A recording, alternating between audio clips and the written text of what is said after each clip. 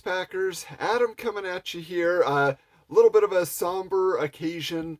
For those of you who have been following the Wax Pack Flashback since the beginning, or this last year, however long that you've been enjoying seeing these vintage trading card packs opened up, you know that Jason Gross really was the heart and soul of this. He and Mickey have started the Retro Network together, and they continued on, doing fun videos together, opening these packages. And then I was brought into the fold, and Jason and I have kind of been running with it over the last year or so. And unfortunately, recently, Jason passed away suddenly, just unexpected to family and friends. It was a shock and really disheartening to so many of us. Such a good man, such a fun guy, the guy who loved the 80s, who loved nostalgia, everything retro, right? That's what he was about. And so, unfortunately, right now, we are going to, just have to say goodbye to Jason, on the Wax Pack Flashback, on the Retro Network, although his spirit will always be here. But that doesn't mean we can't continue on in tribute to the things that he loved. And again, trading cards were a thing that he truly loved. Jason, he just was always looking forward to opening up a new pack. He would send me a bunch in the mail. He's like, oh, let's do this, let's do that. So the pack that I picked today as our tribute to Jason is this pack. Yeah. This is an interesting, kind of pop music, rock and roll superstars pack of cards. I'm really interested to get into this.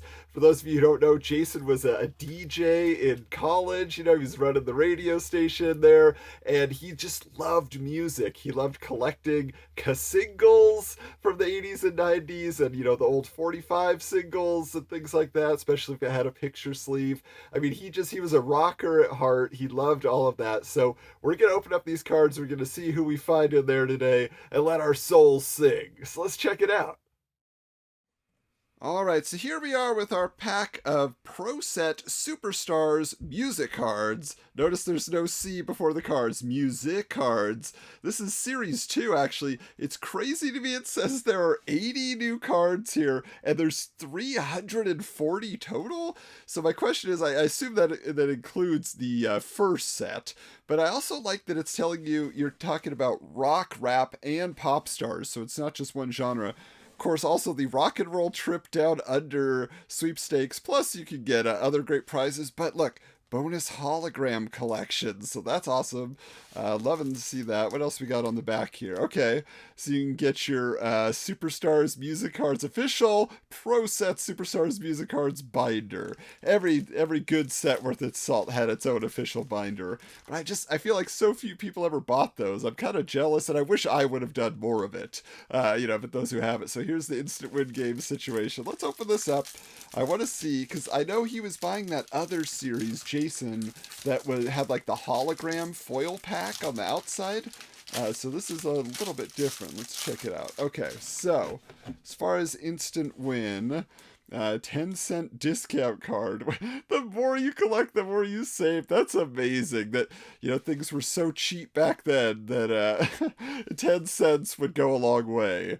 All right, well, here's my experience with these scratch cards that are older, than like 10 years, is that scratcher really doesn't work anymore. But you see here, so you get 4 concert tickets you could win. You get a music card CD. Oh, that's interesting. So that's another thing to check out if you want to get, the inside scoop on all the different people. Like, what's the Superstars Music Cards t-shirt and the mini collector album. But then the Australia Grand Prize, I feel like they're not telling you what the actual thing is. Like, a rock and roll trip down under to see who. Like, there's no details on that at all here. That's kind of strange. All right, well, you'd go to Australia to see somebody. All right, let's check out our first Wow. If you're going to start off a set, Madonna from the early 90s, man.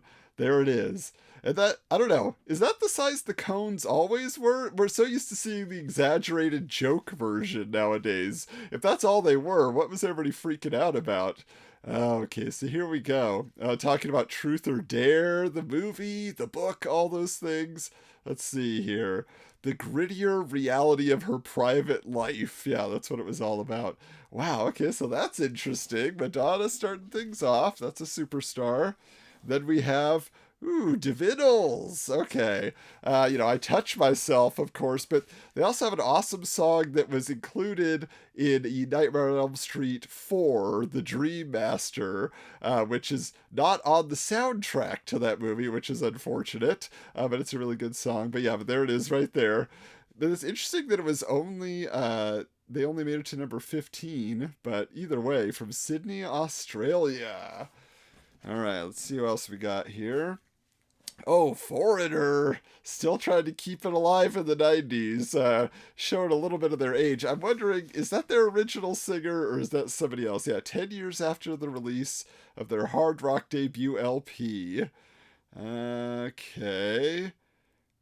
So they had, yeah, so it Feels Like the First Time, Cold as Ice, but then there's all their old hits as well. Okay.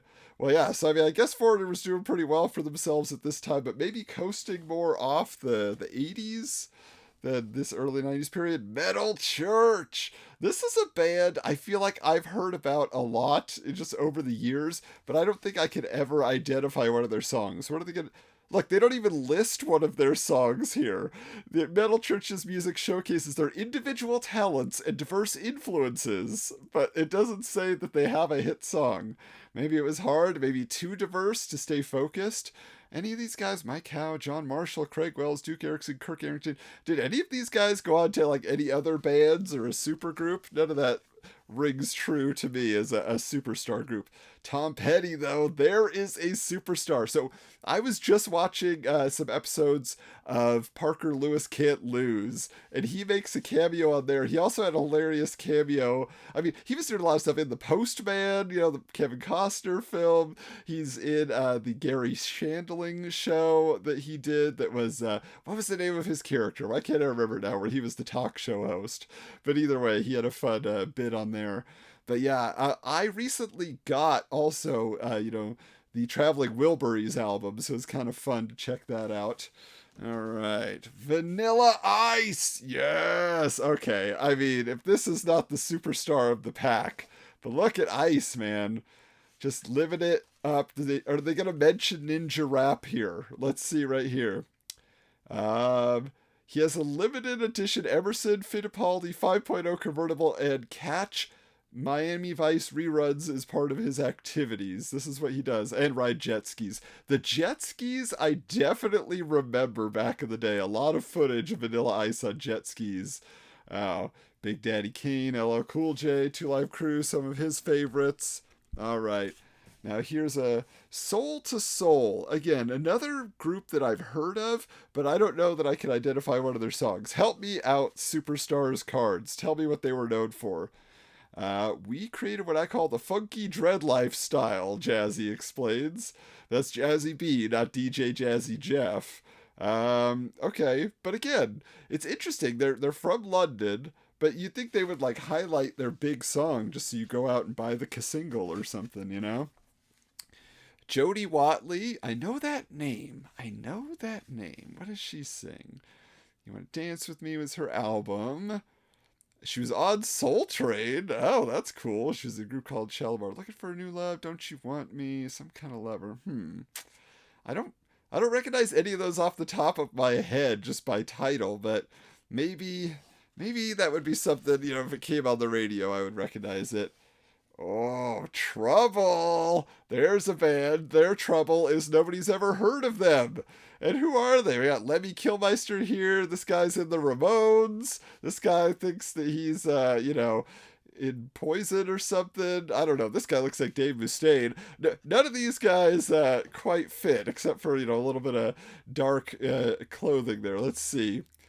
They're from Chicago. We're not preachers, insists Rick Wartell. We're just a positive rock and roll band. Okay. Interesting. So was Trouble like a Christian metal band? Is that what was going on here? Is that why maybe they didn't quite take off? Trouble, man. I'm going to have to look them up. You never know. But here's a band I've definitely heard of. Live in Color. There they are, looking good. Let's see what they're up to. Okay. Yep, we are who we are. We're black. We play rock and roll. Now maybe everybody else will give that a rest. They're like, that's not the point of our band.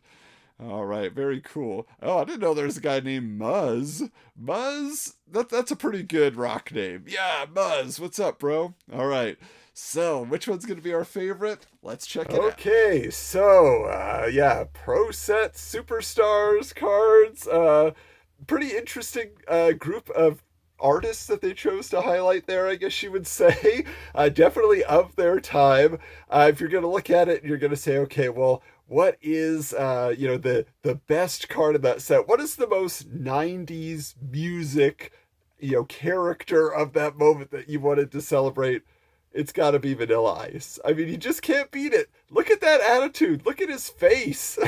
Look at who, Vanilla Ice is now. He definitely, a relic of the time, but somebody we just can't ever forget. Go Ninja, go Ninja, go. So there it is. Very fun look at those cards from 1991. But there are more to come from the 80s and 90s, so stay tuned. Stay subscribed here on TRN TV.